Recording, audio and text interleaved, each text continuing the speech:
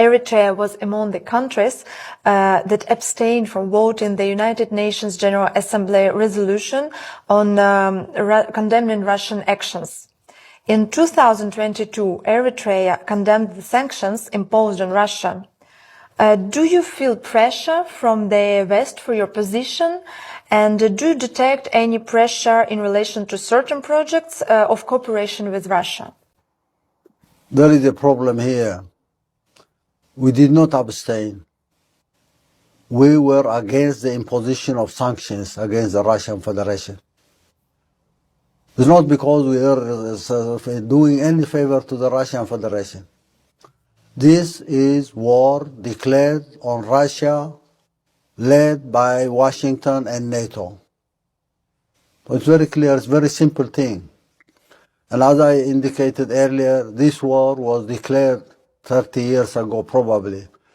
During after the end of the Cold War, this idea of hegemony came. Control everything, influence the world, divide the world into areas of influence.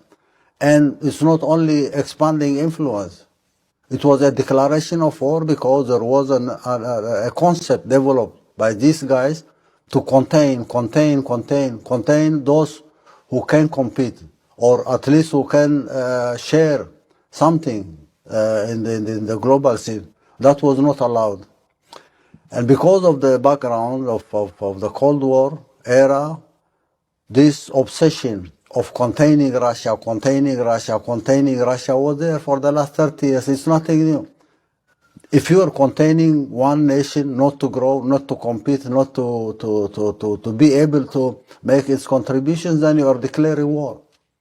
I wouldn't be sitting here waiting for someone to contain me with sanctions, with obstructions, with the confusion, all sorts of things. This is a declaration of war. And we had our position very clear, not yesterday or the day before, but we said this is not the kind of world order that the peoples of all continents need. Nobody needs this kind of policies, hegemony, control, and not allow people to grow and work hard to change their quality of life. This idea of war in Ukraine or war between the Russian Federation and Ukraine is not true at all. This is war declared by NATO and Washington against the Russian Federation for the last 30 years. This has been going on and on and on for the last 30 years. How